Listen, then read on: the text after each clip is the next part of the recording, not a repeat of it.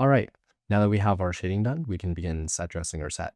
So the first thing that we're going to do is just gather everything that we've modeled and any third-party assets. So here I have all of our hero assets scaled down a bit. I have a bit more on the side here and a couple third-party assets from the first chapter where I covered where to find third-party assets. These ones are mostly CC0 assets from Sketchfab that I will link and also attach to the files. This is another monitor, computer monitor that I found on Sketchfab as well. That is a little different from this and will be mostly a background piece, so we won't need to do as much shading work on that. I'll also link this. These metal pipes are from Max Hayes free metal pipe pack, which I will also link. This is one of the assets that I made for my short film, which is pretty simple to model, but I will also attach this in the files, so you will have access to this. Besides that, though, everything is mostly stuff that is either stuff that you made or just stuff that you downloaded. So let's get started. So the first thing that I'm going to do is just to make some quick fixes. I think when I'm looking at this right now, I do want some space between this and the wall to let some light in. So I'm just going to actually edit this and then go into edit mode, select these faces and then just bring them over like this. So I have some more space over here.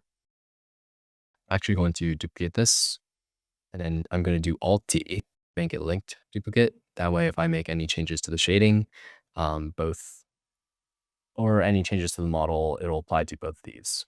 Now that's kind of the way I like it. Now the next thing I'm going to do is I'm looking at this right now and it is seeming a bit wide. So I'm going to move this guy in a bit and bring this in as well. So we have it parented to here. I'll bring this in and this as well. See what this is attached to. I believe this. Yeah. And I'm actually going to just select both walls here. And then I'm going to scale them down like this. So they're flush with. All right. Now that that is over with, let's start positioning things. So first thing first, I'm just going to take this over here, which is our wire shelf. I'm going to go into the outliner. And since this is basically a parent-child hierarchy, if I were to select the parent node or the parent object and try to duplicate it, it would basically only duplicate the parent object, which is this, which we don't really want. And while we're at it, I might actually make this a little thicker.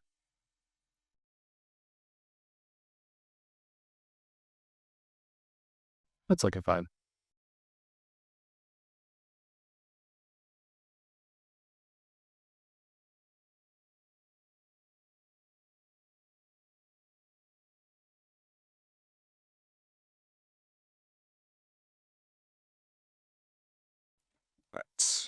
That's looking fine. But anyways, you actually select this mesh shelf and duplicate it. What we can do is we can select the top level object in the parent-child relationship. So just wire shelf over here, which has the shelf frame and shelf legs. And then we can right click this in the outliner and click select hierarchy. And it'll select all the objects in here. Now what we can do is we can hit Alt D again to make a duplicate instance of this. And the reason why I'm switching to Alt D instead of Shift D now is because since these are basically the same object, if I make any like change here, the same change will happen to this over here. So that's why I'm using Alt D now instead of Shift D. It's less important when you're blocking things out and when you're doing actual modeling, since those times you may want to use the duplicates for something. But anyways, first thing we're going to do, make sure we have our person scale in here. This is looking about right. These shells are about head height, which is good. This is looking pretty solid. So now we're just going to start by moving this in here. I want this to be one of the main points of interest in our scene. So I'm just going to move this up in the middle.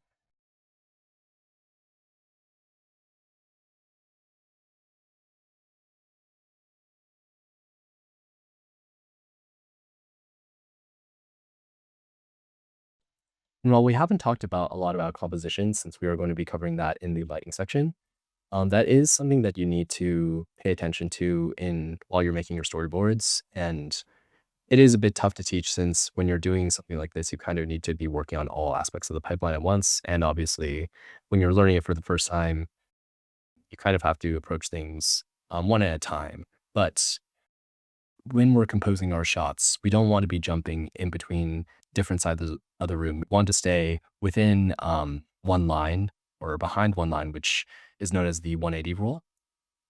So if you imagine like an imaginary line that goes like this or like this, essentially we want to stay on one, we want our camera, so the viewer, to stay on one side of this line.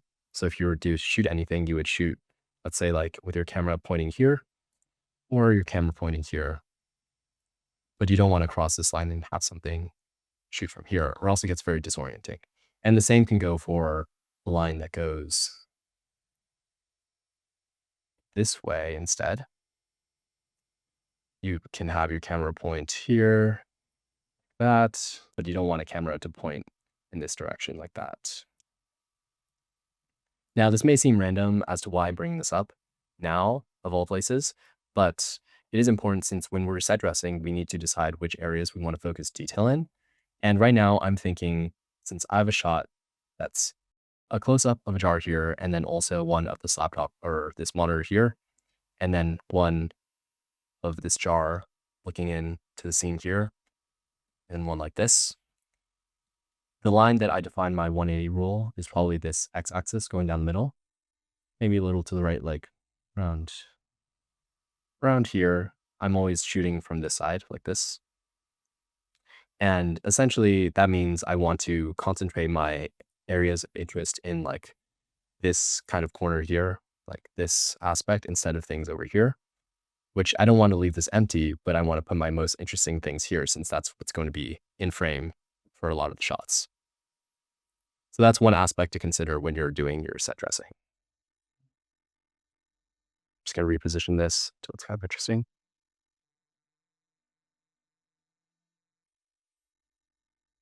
Now we can move in our other stuff. So this jar or this jar, let's move it first.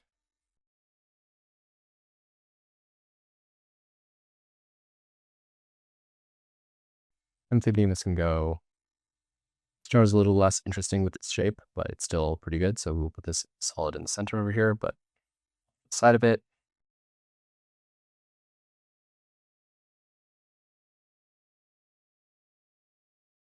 That. And of course, when we're putting things down, we want to make sure that it's not intersecting too much, but at the same time, you do want them to be touching so that you do get contact shadows and things aren't just floating at the ground or off the ground. It's looking good. I might put this on the side actually. And I have another jar here. Just basically the same, just a little smaller.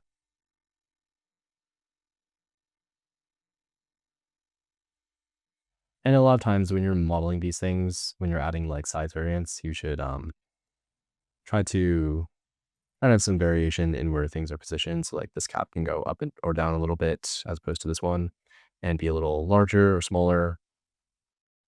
And of course, you can, you don't want to have things be too perfect. So you can stagger these a little bit.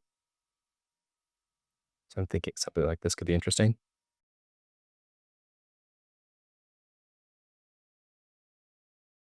And then I can do the same with one over here. Just bring this in like that.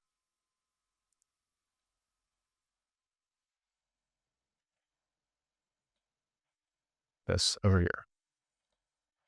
Now we have this. Now this is obviously it's not really complete yet, but we're starting to get somewhere. And while we're at it, I might as well just move it a slam off to the side. Maybe going to be using slamp in a couple different areas.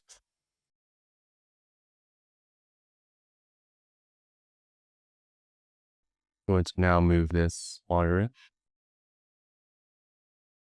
Yeah, I imported this from Sketchfab as a GLB object. So this is under the empty hierarchy. And while I could clear it, I am just going to leave it as an empty for now. So I'm going to have to, whenever I want to select this, I'm going to go into the outliner and do so.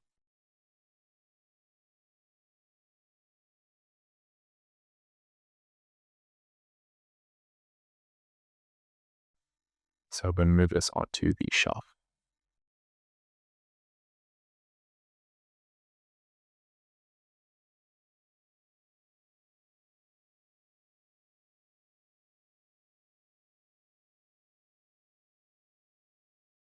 And I'm going to think maybe I have this like this. Want this to be visible at some angle. So yeah, I think something like this would be good. Maybe I could even put this on bottom. These kinds of details, we want to be subtle with things. We don't want things to just poke out and basically tell the viewer, look, I have assets. You want things to look like they're in place and it's like a live space as opposed to just being randomly placed objects. So when you're doing this kind of work and set dressing, you want to be asking yourself questions like, if I were someone who's in this space, how would I position things? What would I do? What kind of objects would I have here? And I'm thinking in this lab, you have like a ton of jars, kind of like observational equipment, some like display things, and just like random stuff on your shelves. So that's kind of the design philosophy that I'm going for. Now, what I'm thinking here is,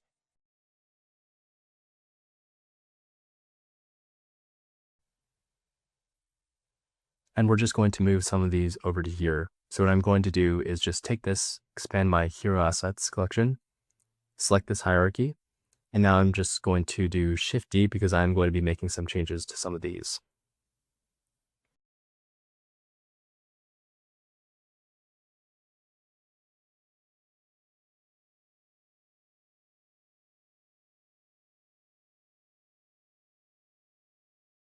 I'm also noticing that this is off now, so I'm just going to adjust this so it's back in place.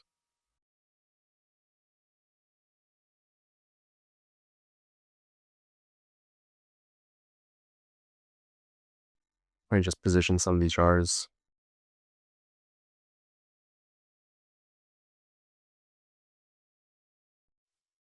Now, one thing that we can do is that it may be kind of frustrating to manually select the hierarchy of each jar group and then duplicate it that way.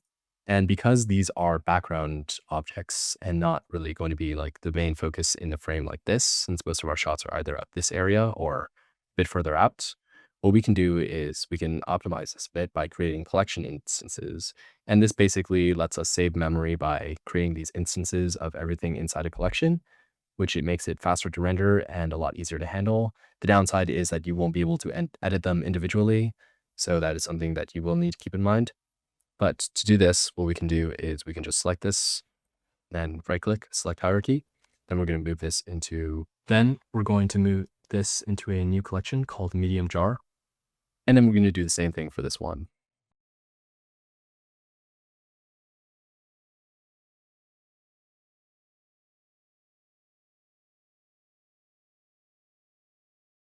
Now I'm going to make a duplicate of this collection, call this large jar. Actually make an instance, select a collection.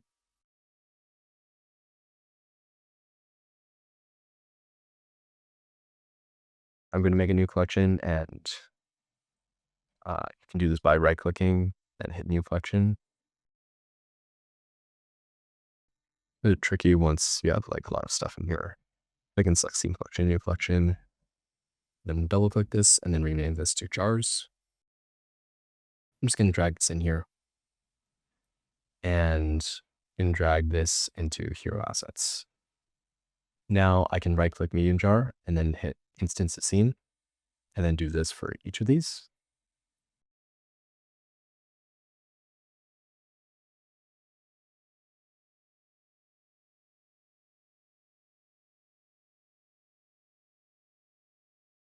Now, actually, since I am instancing these, I am going to move them off out of the way, this over here, because now when we have these, instances, they are going to be tied to our original object. So any changes in the scale, location, rotation of our original objects is going to affect all the instances. So for now, I'm just going to move these all the way like here. And right now their instances are set all the way over here. So I'm just going to select all these and hit object, set origin, and then origin to geometry. And now you can see they have this like big empty symbol. But the main improvement is now they're one object and they're going to be a lot faster to load.